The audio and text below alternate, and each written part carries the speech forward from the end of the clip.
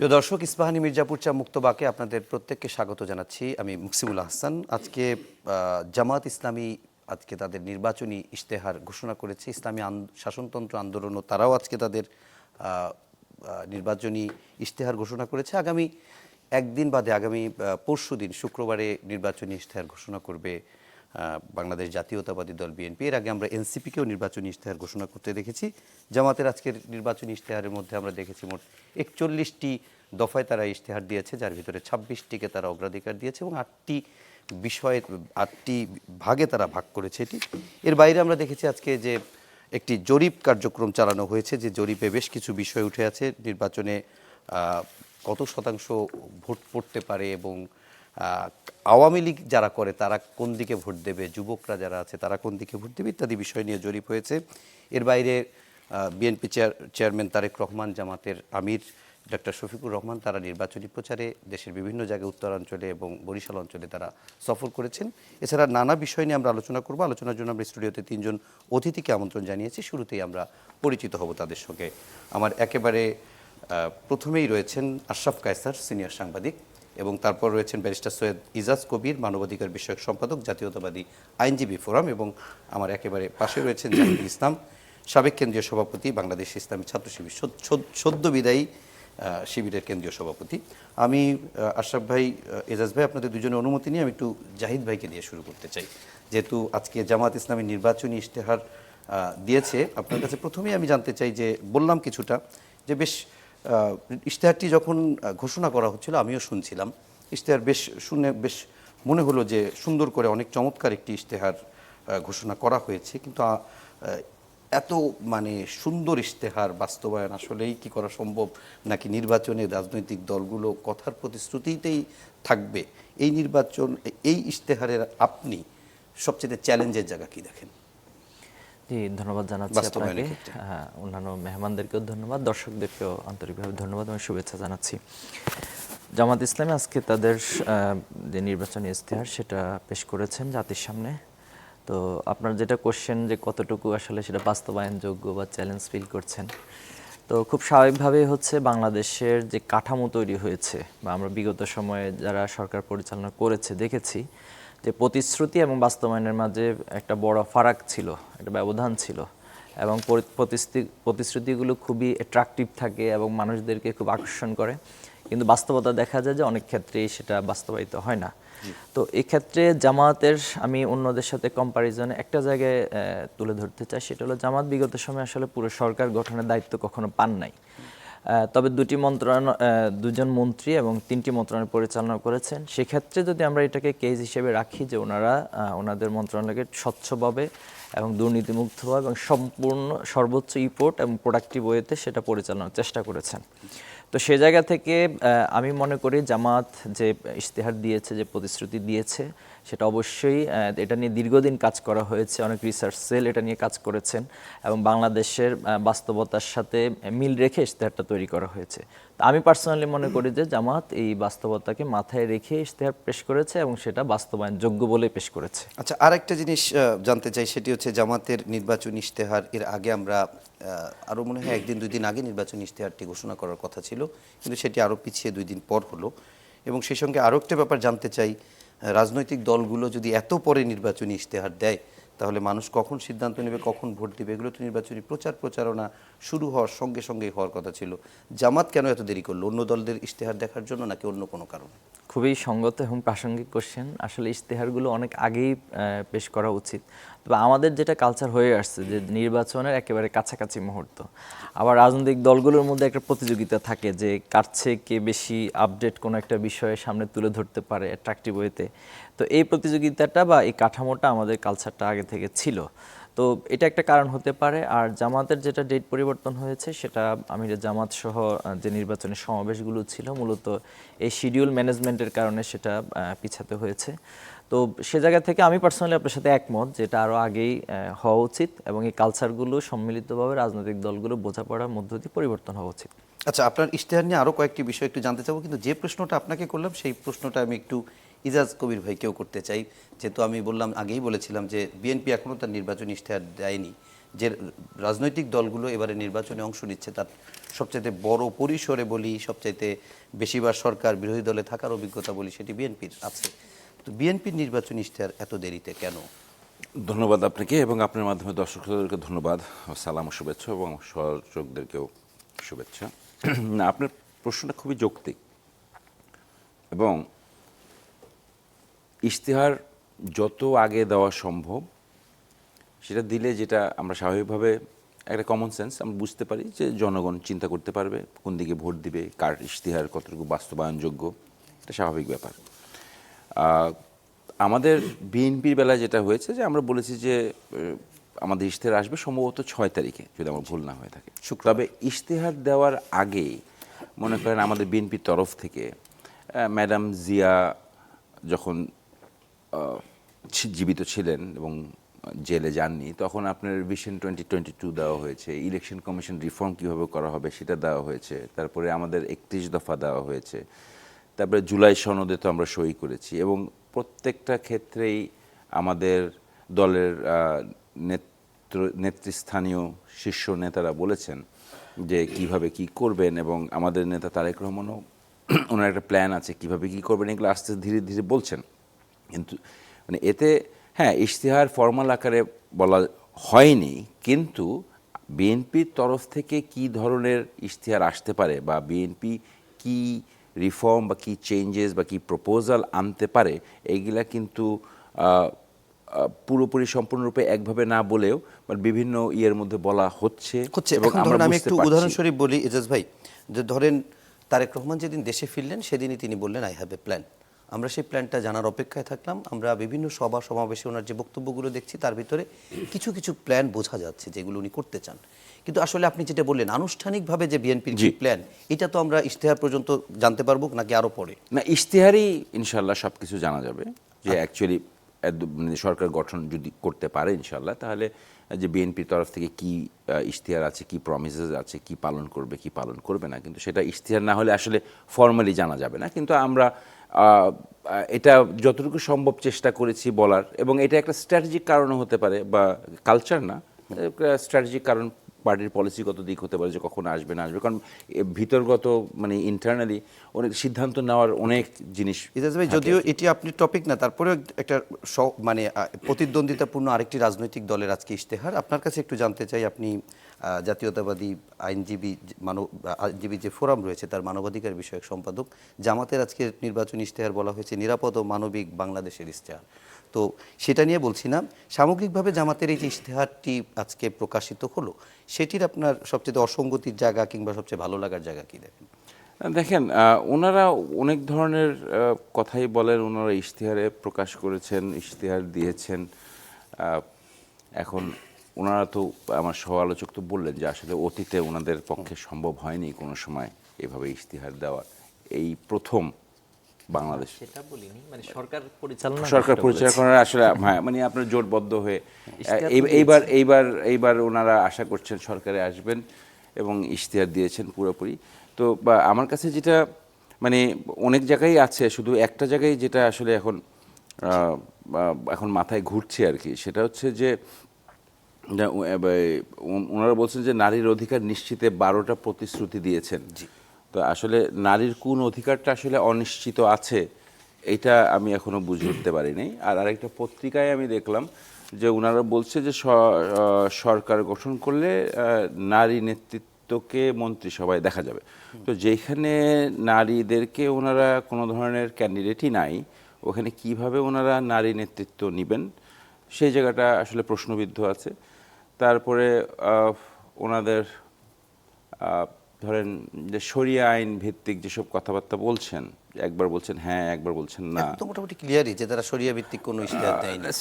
Still আমার কাছে জিনিসটা ক্লিয়ার না, কারণ আপনি যখন একটা রাজনৈতিক দলের ফিলসফি বা আইডিওলজি যখন একটা রিলিজিয়ন হয়, সো আপনি বিএনপির বেলায় অনায়াসে বলা যেতে পারে যে উনি এক্স একটা কথা বলছে, ওয়াই একটা কথা বলছে, সেটা ব্যক্তিগতভাবে নেওয়া যেতে পারে। কিন্তু আপনার যখন রিলিজিয়ন বেসড একটা ইসলামিক দল হয় এবং আপনি যখন একটা স্টেটমেন্ট দেন which is based on religion, তো সেইটা আসলে কি আপনাকে মানে ধর্মটা তো ব্যক্তিক হয় না, তো সেটা তাদের ফিলোসফি অনুযায়ী দলীয়ভাবেই ধরে নেওয়া যেতে পারে এবং আমি সেইভাবেই ধরে নিতে পারি।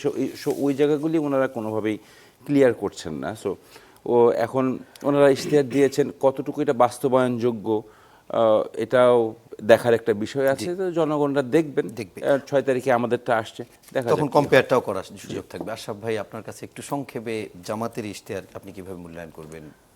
দেখুন, প্রথমত আমি বলি যে এরকম শেষ পর্যায়ে এসে ইশতেহার প্রকাশ করা এটা একটা আনুষ্ঠানিকতা। এটি নিয়ে গবেষণা করা, তর্ক করা, বিতর্ক করার সময়ের অপচয়। কেননা আপনি 6 দিন আগে বা 5-7 দিন আগে এগুলো প্রকাশ করছেন, 41 দফা 26 দফা এগুলো বলছেন, আর বাংলাদেশে ইশতেহারের ক্রেডিবিলিটি যদি আপনি দেখেন শূন্যের কোঠায়।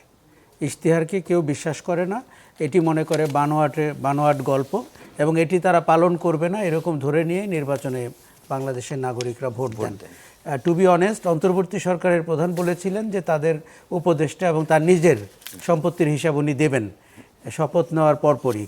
উনি 16 মাসেও সেই সময় বের করতে পারেননি।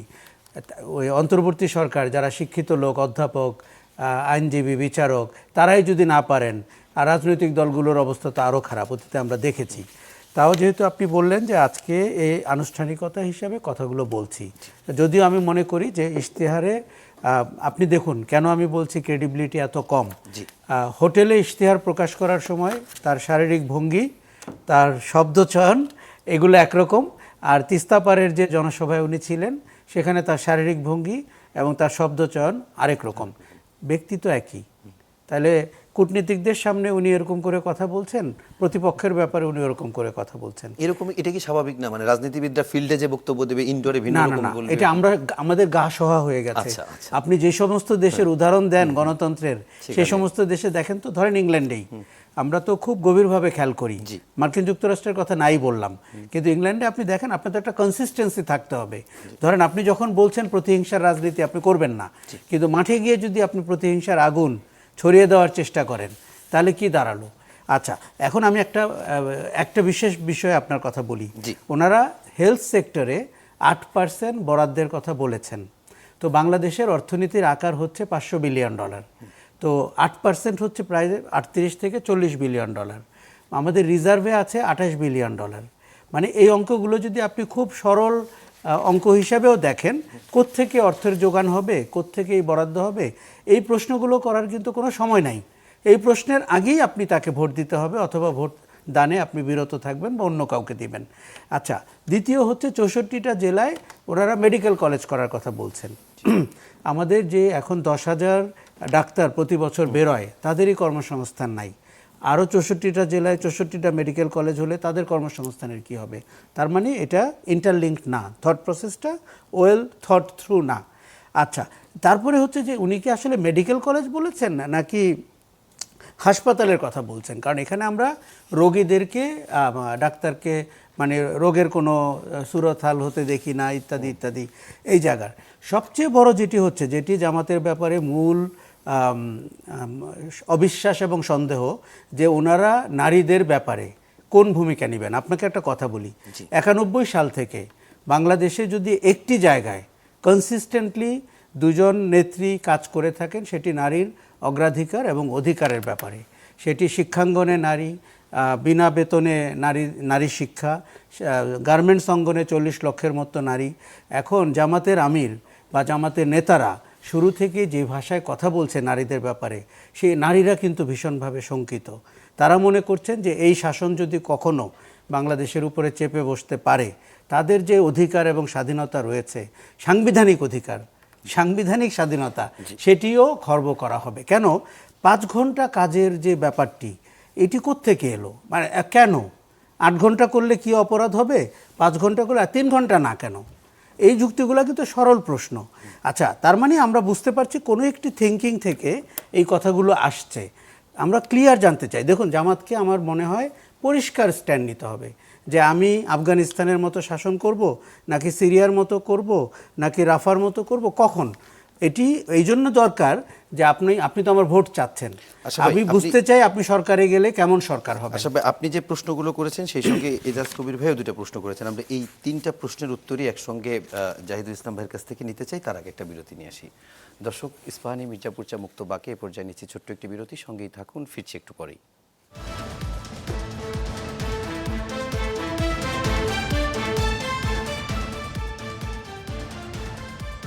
প্রিয় দর্শক, বিরতির পর আবারও স্বাগত জানাচ্ছি আমি মুকসিমুল হাসান। দেখছেন চ্যানেল 24-এ মুক্তবাক এবং আমাদের সঙ্গে রয়েছেন সিনিয়র সাংবাদিক রাজনীতি বিশ্লেষক আশরাফ কায়সার, ব্যারিস্টার সৈয়দ এজাজ কবির, মানবাধিকার বিষয়ক সম্পাদক, জাতীয়তাবাদী আইনজীবী ফোরাম এবং ছাত্র শিবিরের সদ্য সাবেক কেন্দ্রীয় সভাপতি জাহিদুল ইসলাম।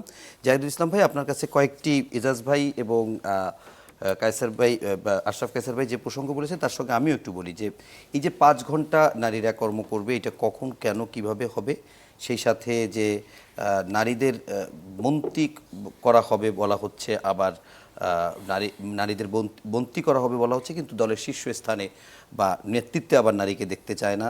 সেই সাথে নারী অধিকার নিয়ে অনেক কথা বলা হয়েছে, কিন্তু নারীর কোন অধিকার এখনও আমাদের সমাজে বাস্তবায়ন হয়নি সেটিও এজাজ ভাই জানতে চেয়েছেন। মেডিকেল কলেজগুলো আসলে কি শুধুই হাসপাতাল, মেডিকেল সেন্টার, নাকি এটা মেডিকেল কলেজও, এই বিষয়গুলো নিয়ে একটু ধোঁয়াশা রয়েছে, যদি যতটুকু স্বল্প সময়ের ভিতরে। ঠিক আছে, জি ধন্যবাদ। প্রথমত হচ্ছে নারীর যে ইস্যুটা এসেছে 5 ঘন্টা, দেখুন এটা আজকেও তিনি ক্লিয়ার করেছেন, এর আগে অনেকগুলো বক্তব্যে তিনি বিষয়টা ক্লিয়ার করেছেন। এখন যাদের প্রয়োজন অথবা আপনার নারীদের অনেকগুলো বাস্তবতা রয়েছে, তো তারা যখন এই সুযোগটা তারা চাইবে, তাদের জন্য সেই সুযোগটা রাখা উচিত। এবং এখন প্রসঙ্গ হচ্ছে যে তাহলে এই 5 ঘন্টা বা অতিরিক্ত যে সময়টা সে প্রতিষ্ঠানের জন্য ক্ষতির কারণ হবে কিনা, এবং রাষ্ট্র সেই দায়িত্বটা নেবে নারীদের জন্য, নারীদের সম্মানের জায়গা, নারীদের যে বাস্তবতা সেটাকে ফিল করে। আর 8 ঘন্টা যেটা, সেটা 8 ঘন্টা থাকবে, বাট যাদের সেটা প্রয়োজন তাদের জন্য এই অপশনটা সরকারের পক্ষ থেকে ওপেন রাখা হচ্ছে। মানে নতুন নবজাতক হওয়ার পর থেকে সম্ভব, রাইট, যে কোনো বিষয়, অর্থাৎ নারীরা যদি ফিল করে যে তাদের এই সুযোগটা নেওয়া উচিত, তাহলে রাষ্ট্রের পক্ষ থেকে সেই সুযোগটা তাদেরকে দেওয়া হবে। মন্ত্রিত্বের বিষয়টা এখানে মূলত প্রায়োরিটি দেওয়ার বিষয়টা এসেছে, শুধু নারী না, নারীর বিষয়টা এসেছে অন্য ধর্মাবলম্বী, যেটা জামাতকে নিয়ে অনেকের এক ধরনের কোশ্চেন সবসময় মনের মধ্যে ঘুরে, অথবা অতিরিক্ত কোশ্চেন চাপিয়ে দেওয়ার জন্য যে মানসিকতা, তো তাদের জন্য একটা উত্তর যে নারীদের অংশগ্রহণ মন্ত্রিত্বে এবং অন্য ধর্মাবলম্বী এবং ক্ষুদ্র নৃগোষ্ঠী সকলের অংশগ্রহণটা সেখানে থাকবে। এটা একটা ক্লিয়ার মেসেজ তারা দিয়েছে। আরেকটু ব্যাপার, একটু মন্ত্রিত্ব নিয়ে একটা বিষয় একটু জানতেই চাই, সেটা হচ্ছে যে আমরা নাসিরউদ্দিন পাটোয়ারির সম্প্রতি একটা বক্তব্য দিলাম, তিনি সন্ত্রাস, চাঁদাবাজি ইত্যাদি দূর করবেন, এবং সেক্ষেত্রে তিনি বলেছেন তিনি একটা স্বরাষ্ট্রমন্ত্রী হতে পারেন 11 দলীয় জোট ক্ষমতায় আসলে। এরকম কোনো আশ্বস্ত কি জামাতের পক্ষ থেকে তাকে? আচ্ছা দেখুন, এই বিষয়ে কোনো সিদ্ধান্ত বা এমন কোনো বিষয় নয়, এটা ব্যক্তির পারসেপশন থেকে হয়তো ব্যক্তি কোনো জনসমাগম বা আমাদের রাজনীতিবিদদের যেটা হয় সেটা হয়তো হতে পারে, এটা ওনার একান্ত পার্সোনাল বিষয়। মানে ওনাকে জামাত আশ্বস্ত করেনি না, এরকম কোনো আলোচনা তো এখনো সুযোগই না, সরকার গঠন হওয়ার পরে নেই আলোচনা আসবে, তার আগে তো এটা আলোচনা সুযোগই নেই। তো নারীদের অধিকারের যে প্রসঙ্গটা এসেছে, যে আসলে দেখুন অধিকার তো আমরা বলছি, সবাই মানে বিভিন্নভাবে সেটা বলছি, কিন্তু আসলে আমরা কতটুকু নারীদের অধিকারটা নিশ্চিত করতে পারছি। আমরা দেখুন আজকে বিএনপির কথা যদি বলি, ওনারা তো দীর্ঘদিন জুলুমের শিকার ছিলেন, ফ্যাসিবাদের মাধ্যমে ওনারাও অনেক লড়াই সংগ্রাম করেছেন, কিন্তু সেই দলটার হাতে আজকে যখন নারীদের নির্যাতনের বিষয়গুলো আসে, আপনি গাজীপুরে নারী হত্যার ঘটনা ঘটেছে, মহিলা জামাতের অসংখ্য জায়গায়, লালমনিরহাট, এরপরে আমরা টাঙ্গাইলে দেখেছি, যশোরে দেখেছি, কুমিল্লায় দেখেছি, লক্ষ্মীপুরে দেখেছি। লক্ষ্মীপুরে তো আমাদের প্রার্থী ছিল ডক্টর রেজাউল করিম, ওনার স্ত্রী গণসংযোগে গিয়েছেন, সেখানে হামলা করা হয়েছে। আমাদের আমিরা জামাতের আসন ঢাকা 15, সেখানে নারীদের উপর হামলা করা হয়েছে। এরপরে কিছু অশ্লীল বাক্য পর্যন্ত নারীদের ক্ষেত্রে ব্যবহার করা হচ্ছে। তো এখন রাজনৈতিক দলের পক্ষ থেকে যখন এই কাজগুলো করা হয় একটা মেইন স্ট্রিম এবং বড় একটি রাজনৈতিক দলের পক্ষ থেকে, এটা আমাদেরকে খুব হতাশাজনক একটা জায়গায় নিয়ে যায়। তো এই অধিকারগুলো জাস্ট মুখে না, বরং এগুলো নিশ্চিত করার প্রয়োজনটা বা প্রয়োজনীয়তার জায়গা থেকে মূলত অধিকার নিশ্চিতের বিষয়টা জামাত এখানে নিয়ে এসেছে। আর আফগানিস্তান, সিরিয়া, বাংলাদেশ, মানে এই প্রসঙ্গগুলো যখন আসে আসলে তখন এটা আমাদের নিজেদের যে স্বাধীনতা, সার্বভৌমত্ব অথবা একটা রাষ্ট্রের যে একটা সক্রিয়তা, এটা আসলে প্রশ্নবিদ্ধ হয়ে যায়। বারবার হচ্ছে আমি আমার নিজের একটা রাজনৈতিক স্ট্যান্ডের কারণে এই আফগানিস্তান, ইরাক, সিরিয়া এই প্রসঙ্গগুলো এনে এটা বাংলাদেশকে আসলে অসম্মান করা, বিতর্কিত করা হয়। আমরা জামাত ইসলামের পক্ষ থেকে একবারে ক্লিয়ার এবং বোল্ড স্টেটমেন্ট হচ্ছে, বাংলাদেশ কোনো রাষ্ট্রের মডেল হবে না, বাংলাদেশটা বাংলাদেশের মডেলই হবে। এবং আমাদের ইশতেহারে সে বিষয়গুলো এসেছে, একসাথে বাংলাদেশ গড়ার বিষয়টা এসেছে, এরপর সবাইকে ইনক্লুসিভের পজিশন থেকে সবাইকে একত্রিত করে বাংলাদেশ গড়ার কথা বলা হয়েছে। এরপরে হচ্ছে এখানে সকলের যে অন্তর্ভুক্তির বিষয় সেটা এখানে বলা আছে, অর্থাৎ প্রত্যেকের যে অধিকারগুলো রয়েছে সেটা নিশ্চিত করে বাংলাদেশটা, এটা আমাদের বাংলাদেশ, সবার বাংলাদেশ হিসেবে আমরা করতে চাই। ওকে, আমরা একটু ইজাজ ভাই আপনার কাছে একটু একটা বিষয় একটু জানতে চাই। আজকে একটি বেসরকারি দুটি সংস্থা মিলে একটি জরিপ করেছে, জরিপটা নিয়ে আমরা পরে সময় পেলে বিস্তারিত আলোচনা করব। ছোট্ট করে একটু জানতে চাই যে সেখানে আওয়ামী লীগের ভোটারদের মধ্যে 48% এবার বিএনপিকে ভোট দেবে, জরিপের তথ্য বলছে। আর ফিল্ডের বাস্তবতা বলছে যে মাদারীপুরের শিবচরে জয় বাংলা জয় বঙ্গবন্ধু স্লোগান দিয়ে 20 জন নেতাকর্মী আওয়ামী লীগের যারা ধানের শীষের পক্ষে ভোট চেয়েছে, এটি কি আপনাদেরকে বাড়তি সুবিধা দিচ্ছে না বিড়ম্বনা তৈরি করছে? আপনি এই প্রশ্নের উত্তর দেওয়ার আগে আমি জাস্ট ছোট্ট করে আমার সমালোচকের কথাটা বলিনি, যে নারী অধিকার নিয়ে যে কথা বললেন এবং বিভিন্ন জায়গায় জামাতের নেত্রীদেরকে উপর আক্রমণ করা হয়েছে, এই ক্ষেত্রে ওনারা নারী অধিকারের কথা বলছেন। আমি বলছি ঠিক আছে, ওনারা যদি নারী অধিকার করেন তাহলে নারীদেরকে মারা যাবে না, শুধু পুরুষদেরকে মারা যাবে।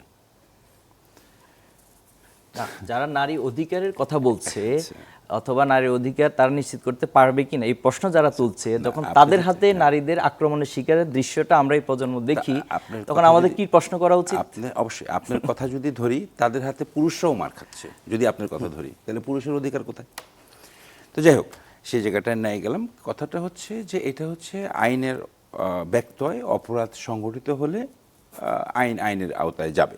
যেরকম ধরেন ভাঙায় পত্রিকা দেখলাম, আপনাদের চ্যানেল 24-এই আসছে যে ভাঙায় কোন জামাত নেতাকে কুপিয়ে জখম করা হয়েছে, এবং গতকাল পর্যন্ত আমি যে রিপোর্টটা যেটা পড়েছি, যে তখন পর্যন্ত উনি কোনো থানায় কোনো মামলা করেননি বা ওই ধরনের কোনো কিছু করেননি। তো ওনার করা উচিত, এখন করেছেন কি না আমি জানি না। আর আপনি যে প্রশ্নটা করেছিলেন যে কি যে প্রশ্ন করেছিলেন, আমি করেছিলাম যে একটা জরিপের ব্যাপারে প্রসঙ্গে বলেছিলাম যে এটা আপনাদের আসলে বিব্রত করে নাকি আপনাদের বাড়তি সুবিধা দেয়? দেখেন, এটা নিয়ে আমি ব্যক্তিগতভাবে যেটা মনে করি যে এটা না আমাদেরকে বাড়তি সুবিধা দেয়, না আমরা এটা নিয়ে বিব্রত করি ভোটের মাঠে। না, আমি ব্যক্তিগতভাবে যেটা মনে করি যে আমি যদি জিওপলিটিক্যাল হিসাবটা ধরি, জামাতের ন্যারেটিভসগুলি ধরি, আওয়ামী লীগের ন্যারেটিভস যদি ধরি, এবং বিএনপিকে আক্রমণ করার অতীতে এবং বর্তমানে জামাতের যেই পলিসি এবং ন্যারেটিভসগুলি যদি ধরি, এই যে ইনক্লুডিং এখন 71 থেকে নিয়ে শুরু করে আবার যেটা আসছে, আমি ব্যক্তিগতভাবে মনে করি যে আসলে আপনার আওয়ামী লীগ ফেরত আসার একমাত্র উপায় হচ্ছে জামাতকে সাপোর্ট করার। এবং আমিও ব্যক্তিগতভাবে খুব দৃঢ়ভাবে মনে করি যে আওয়ামী লীগ যদি জামাতকেই ভোট বেশি করে দিবে, তার কারণটা হচ্ছে দুটা দিক আছে। একটা দিক হচ্ছে আপনার যে আওয়ামী লীগ বলতে পারবে সারা বিশ্বকে যে দেখো আমরা নেই, উগ্রবাদের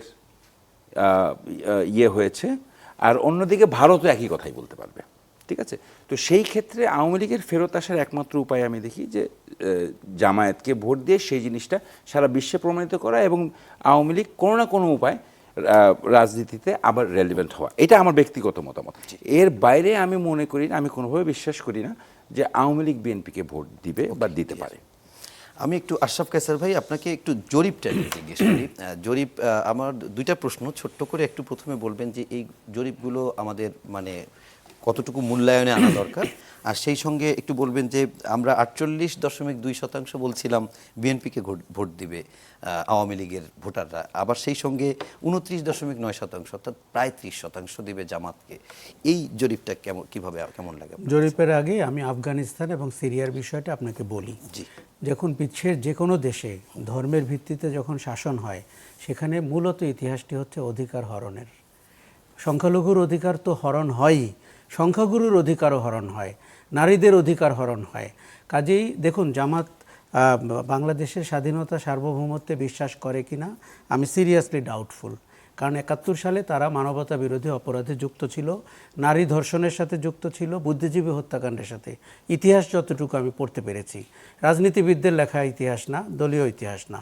কাজেই সেই দলটি নিজের নামে বাংলাদেশ জুড়ে দিতে হয়েছে নির্বাচন কমিশনের বাধ্যবাধকতার কারণে, সামনে আনতে হয়েছে।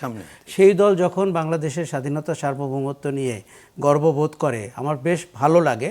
তবে তাদের ক্ষমা চাইতে হবে তাদের মানবতা বিরোধী অপরাধের জন্য। তারা বারবার দৃষ্টি দেয় আদালতে কি শাস্তি হয়েছে, ক্যাঙ্গারু কোর্ট হয়েছে কিনা, কিন্তু ঘটনা তো ঘটেছে। কেউ কোর্টি ক্যাঙ্গারু ছিল না সাজানো ছিল, এটি পরের বিতর্ক। আচ্ছা, তার মানে হচ্ছে যে এই নারী অধিকার হরণের জন্য দেখুন, আজকে যত মিষ্টি মিষ্টি কথা আপনি ইশতেহার পাঠের সময় শুনেছেন, শাসনের ভয়াবহতা আপনাকে দেখতে হবে। এই ধরনের দল সরকার গঠন করলে কি ঘটে, আফগানিস্তানে যাবেন, সিরিয়াতে যাবেন, তাইলেই বোঝা যাবে। ওনাদের সামনে সমস্যা হচ্ছে, ওনাদের সামনে মডেল আছে, ওনারা ওই মডেলের দিকে দৃষ্টি দিতে চায় না, কেননা তাতে করে আপনাকে প্রতারিত করতে তাদের একটু ডিফিকাল্টি হয়। এবার আপনাকে বলি যে যেই সার্ভেটা হয়েছে, আমি পরিষ্কার আপনাকে বলি, এটি যেই এলাকায় জামাতে ইসলামী আওয়ামী লীগের লোকজনকে শেল্টার দিয়েছে, তাদের ব্যবসার দেখভাল করেছে, তাদের মুক্তির জন্য থানা ঘেরাও করেছে, সেই এলাকায় জামাত ভোট পাবে। যে এলাকায় বিএনপি এই কাজটি করেছে, এবং আমরা সবাই জানি কোন কোন এলাকায় বিএনপি করেছে, কোন কোন এলাকায় জামাত করেছে, এখানে নৈতিকতা অথবা আমাদের জনগণের আশা আকাঙ্ক্ষার বিপরীতে গিয়ে এই দল দুটি তাদের প্রভাব বিস্তারের জন্য, নির্বাচনে ভালো করার জন্য, আওয়ামী লীগের ভোট পাওয়ার জন্য, মূল বিরোধটা কিন্তু আওয়ামী লীগের ভোট। দেখুন, তাদের নিজস্ব ভোট নিয়ে তাদের কোনো সমস্যা নাই, জামাতের তো নাই। তারা এক আসন থেকে 20,000 15,000 করে ভোট শিফট করেছেন, যাতে করে মেকানিজমটি তাদের করতে সুবিধা হয়। কাজেই আওয়ামী লীগের ভোট নিয়েই তাদের মূল যুদ্ধটি। সেটির জন্য স্থানীয় পর্যায়ে আপনি দেখবেন যে সবাই জানে এলাকার যে আওয়ামী লীগের লোককে কারা শেল্টার দিয়েছে, এমনকি যারা অপরাধের সাথে যুক্ত। এই কারণে কি ক্ষমা করে দেওয়ার বিষয়টা আসে, মামলা উঠায় নেওয়ার বিষয়টা? আপনি খেয়াল করেছেন যে ক্ষমা করার একটা প্রতিযোগিতা শুরু হয়েছে। প্রথম কে বলেছে ক্ষমা করতে চায়? জামাতের আমির। আমরা যখন 5ই অগাস্টের পরে প্রথম শুনেছি উনি নাকি ক্ষমা করে দিতে চান। আচ্ছা, এই যে জামাতের লোকরা গুপ্তভাবে আওয়ামী লীগে ছিল, উল্টোটা কি ঘটবে না? আওয়ামী লীগের লোকরা গুপ্তভাবে জামাতে থাকবে না? আপনি তো শিখিয়ে দিয়েছেন, কমিউনিস্টদের কাছ থেকে জামাত শিখেছে, জামাতের থেকে আওয়ামী লীগ শিখেছে।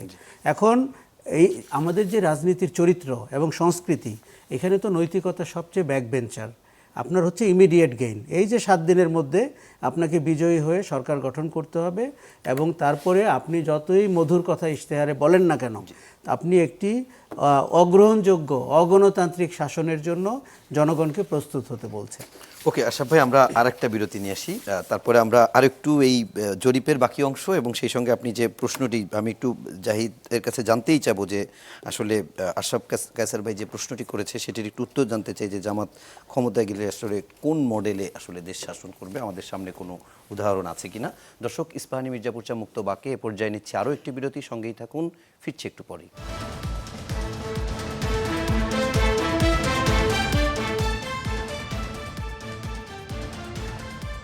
প্রিয় দর্শক, বিরতির পর আবারও স্বাগত জানাচ্ছি আমি মুকসিমুল হাসান, দেখছেন চ্যানেল 24 মুক্তবাক। আমরা প্রশ্ন করতে চাই জাহিদুল ইসলাম ভাই আপনার কাছে, সেটি হচ্ছে আশরাফ কায়সার ভাই কথাটি বলছিলেন এবং সেই সঙ্গে একটু জানারও আগ্রহ যে জামাত যেরকম একটি ইশতেহার দিয়েছে বা যেরকম তারা বাংলাদেশ চায়, ধরেন ইসলামী শাসনতন্ত্র আন্দোলন, তারা আজকে বলেছে যে তারা শরিয়া ভিত্তিক রাষ্ট্র গঠন করবে যদি তারা ক্ষমতায় আসতে পারে, কিন্তু জামাত আসলে কোন মডেলের রাষ্ট্র করবে? এটি কি তুরস্ক, মিশর, নাকি আফগানিস্তান, নাকি অন্য কোনো দেশ, নাকি সৌদি আরব?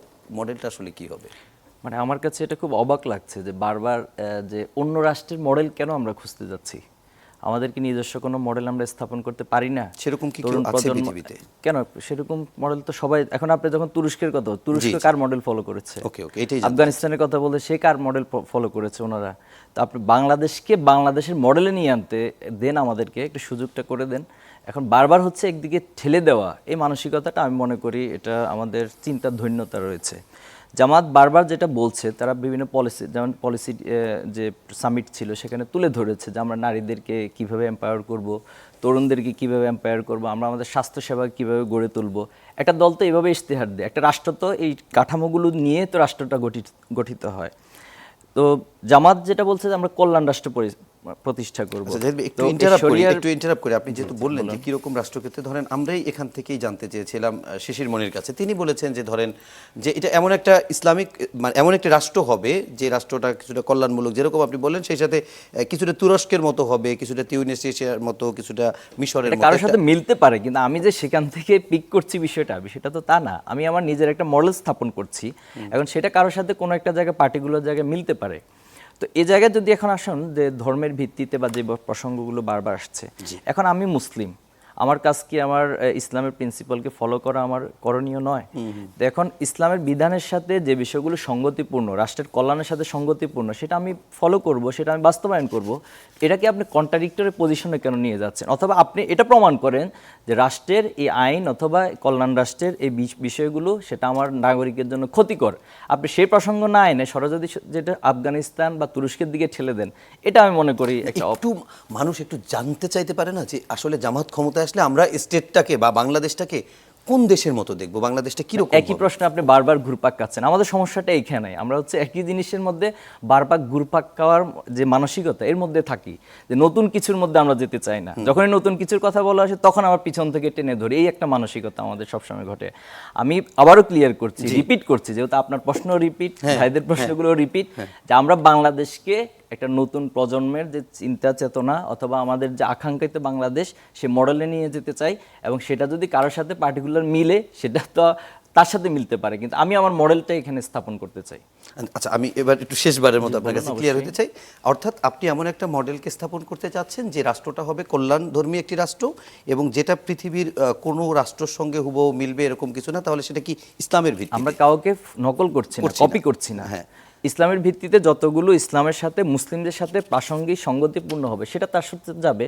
কিন্তু ইসলামের মানে এই না, তো আমার কল্যাণ রাষ্ট্র মানে তো এই না যে আমি অন্য কোনো একটা ধর্মেরকে তার কোনো কিছু চাপিয়ে দিচ্ছি, অথবা নাগরিকের উপর তার যে অধিকার রয়েছে অধিকারকে আমি লঙ্ঘন করছি অথবা চাপিয়ে দিচ্ছি, এমন কিছু হবে না। এরকম কোনো প্রসঙ্গ পেলে আপনি সেটা নিয়ে আসতে পারেন। জামাতের ইশতেহারে এমন একটা পয়েন্ট আমরা খুঁজে পেয়েছি যে রাষ্ট্রের নাগরিকের অধিকার লঙ্ঘন করছে, অথবা কোনো একটা ধর্ম, কোনো একটা গোষ্ঠী, জাতির অধিকার লঙ্ঘন করছে।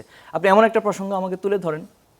আচ্ছা, তার মানে হচ্ছে যে নাগরিক অধিকারগুলো যেমন থাকবে ঠিক তেমনি মানুষের কল্যাণের কথা চিন্তা করলে যেরকম রাষ্ট্র হয় সেটা ইসলামের ভিত্তিতে যতটুকু করা যায়, যার সঙ্গে কারো মিল নেই। আমরা একটু এজাজ ভাই আপনার কাছে একটু জানতে চাচ্ছিলাম যে প্রসঙ্গগুলো, যে আমরা জরিপের বিষয় নিয়ে কথা বলছিলাম, জরিপ নিয়ে আর একটা ছোট্ট বিষয় নিয়ে কথা বলি। সেটা হচ্ছে যে 67.3% ভোটার ভোট দেওয়ার ক্ষেত্রে দুর্নীতির ইস্যুটাকে গুরুত্ব দিবে, এবং 35.9% ভোটার ধর্মকে গুরুত্ব দিবে।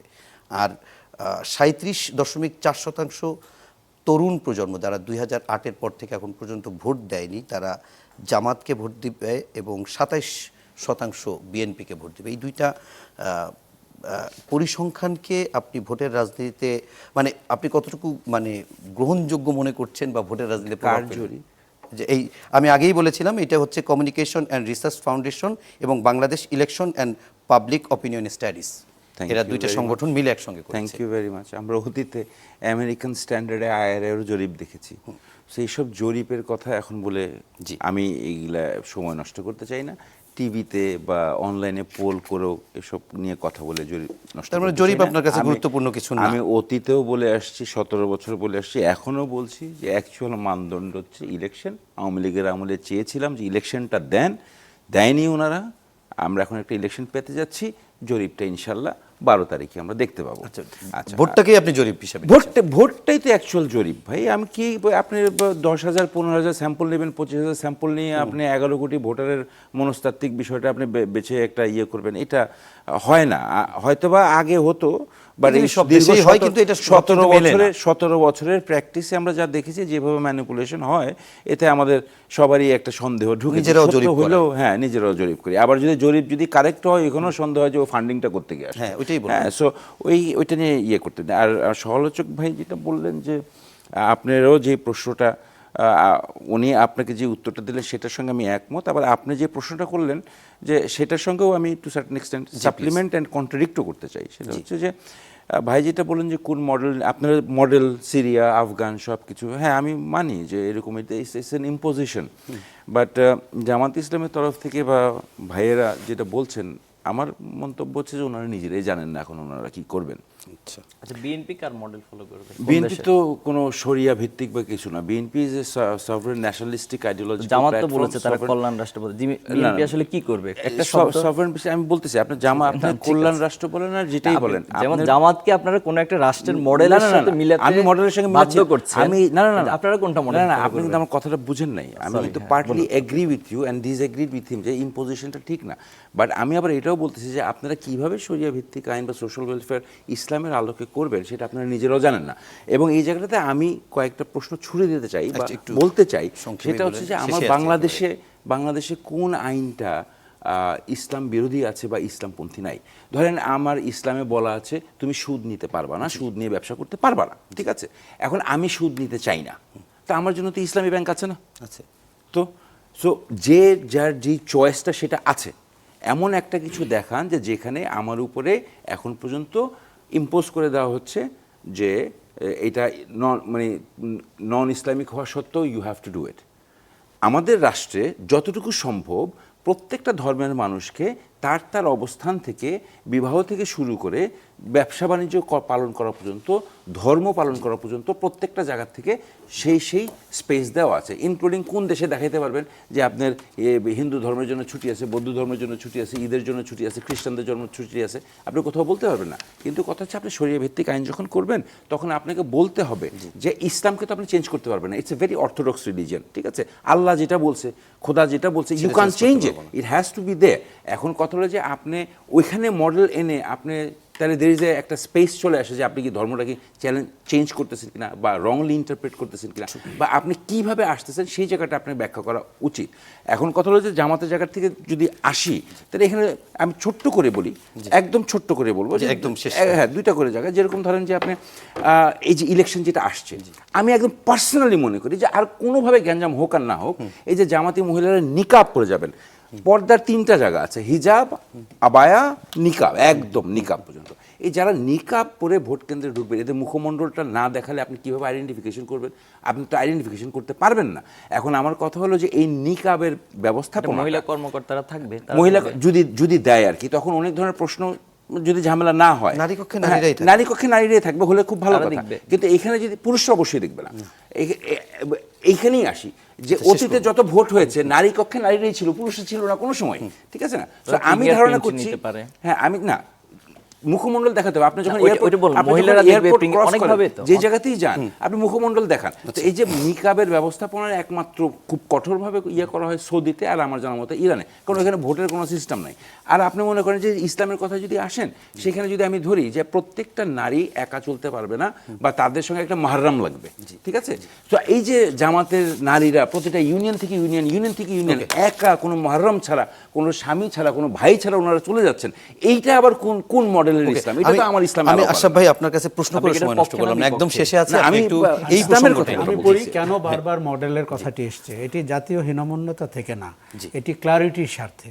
দেখুন, অন্যান্য দলের বাংলাদেশের রাষ্ট্রের একটি সংবিধান আছে, আমরা পরিষ্কার বুঝতে পারি তারা পরবর্তীতে চুরিচামারি করলেও অন্তত আমরা বুঝতে পারি তারা কি ধরনের শাসন করবেন, কতটুকু যেতে পারবেন, কতটুকু যেতে পারবেন না।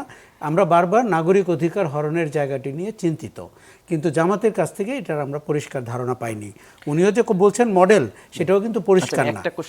কারণ হচ্ছে কি, শোনেন, আপনাকে একটা সাথে প্রশ্ন দিয়ে না আমি বলছি, আপনি যদি সংবিধানের আলোকে রাষ্ট্র শাসনের কথা বলেন তাহলে আমরা বুঝতে পারি, কিন্তু আপনি যখনই বলেন ইসলামী আলোকে আপনি রাষ্ট্র শাসন করবেন, সেখানে অনেক প্রশ্ন উঠবে।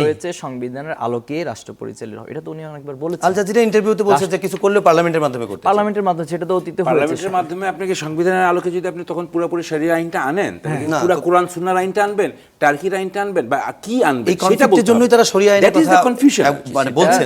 আচ্ছা আশরাফ ভাই, সেটা অতীতে যেটা সংশোধন হয়েছে, আমরা শরিয়া আইনে না গেলেও উনি যে আজকে 5 ঘন্টার কর্মঘণ্টার কথা বলছেন বা নারীদেরকে যে সমস্ত অধিকারের কথা উনি বলছেন, আমি কিন্তু নিশ্চিত না যে আমাদের অনেক অধিকার আছে, অতিরিক্ত কি অধিকার তারা দিতে চান এবং কোন উদ্দেশ্য থেকে, এই প্রশ্ন কিন্তু থেকে যাবে। যেমন ধরেন আমাদের প্রচলিত ব্যবস্থায় অনেক কিছু কিন্তু আছে। এদেশে আপনি ইসলামী ব্যাংক আছে, অন্তত 10টি ইসলামী শরিয়া মতে পরিচালিত ব্যাংক আছে। আমাদেরকে এই যারা ধর্ম মতে জীবনযাপন করতে চায় ইসলাম মতে, তাদের জন্য কিন্তু অপশনস আছে। এর বাইরে জামাত যদি সরকার গঠন করে, সে আর কি করবে বলে এটি আমাদের পরিষ্কার জানা দরকার। কেননা আমাদের সামনে অভিজ্ঞতা বা চোখে দেখা অভিজ্ঞতা বর্তমান পৃথিবীতে যারাই রিলিজিয়ান ভিত্তিক শাসন ক্ষমতা প্রকাশ করতে গেছে, তাদের ব্যাপারে কিন্তু সমালোচনা বেশি হয়েছে, কল্যাণমূলক মুখে বলুক আর যাই বলুক। এখন আশরাফ ভাই, এখানে আপনাকে একটা প্রশ্ন করি যে ধরেন এই যে প্রশ্নটি এজাজ ভাই একটু আগে বলছিলেন যে এখন যদি জামাত ইসলামী বা কোনো দল যদি বলে যে আমার এই প্রচলিত আইনের সঙ্গে যদি ইসলামের সাথে কনফ্লিক্ট করে, তাহলে আমরা সেটা চেঞ্জ করে ফেলবো। সেইটা কি আদৌ সম্ভব? যে কারণে তারা হয়তো বলছে না। যেটি আমি জামাত আমিরের বক্তব্য যদি আল জাজিরা থেকেও বুঝি, তাতে হচ্ছে যে একটু ধীরে ধীরে করে তারা আস্তে আস্তে অ্যাডাপ্ট করাতে চাচ্ছে publication। এটা আমি এটি বাস্তবতা। কারণ ধরুন জামাতের নেতাদের কথায় আমরা বুঝতে পারছি তারা ভাবছেন তারা সরকার গঠন করবেন। খারাপ না, কিন্তু জনগণ যদি তাদেরকে ভোট দিয়ে সরকার গঠন করে হতেও পারে, কিন্তু তারা কি 2/3 মেজরিটি পাবেন? তারা কি সংবিধান চেঞ্জ করতে পারবেন? তারা কি শরিয়া আইন কায়েম করতে সেই পারবেন? প্রশ্ন থাকে। দেখুন, এখন তো শরিয়া আইন মুখে তারা বলার প্রয়োজন নাই। তার যেদিন সেই সক্ষমতা শক্তিমত্তা হবে, সেই দিন আপনি দেখবেন সে কিভাবে ব্যবহার করে, কি ধরনের শরিয়া আইন কায়েম করে এবং তার এক্সিকিউশন কেমন হয় এবং নাগরিক সেই জায়গাটা থেকে শুধু আমি একটু বলে দিই যে ওনারা যে জায়গাটাতে আছেন এটা ওনারা স্পষ্ট করে যদি বলেন, তাহলে সমাজটা সিদ্ধান্ত নিতে পারবে। সমাজটা সিদ্ধান্ত নিতে পারবে যে নারীরা ভোট দিবে কি দিবে না, সিদ্ধান্ত তো নিচ্ছে। আচ্ছা, অনেক ধন্যবাদ আপনাদের তিনজনকে এবং সেই সাথে দর্শক আপনাদেরকেও ধন্যবাদ জানাচ্ছি। সবাই ভালো থাকবেন, সুস্থ থাকবেন, শুভরাত্রি।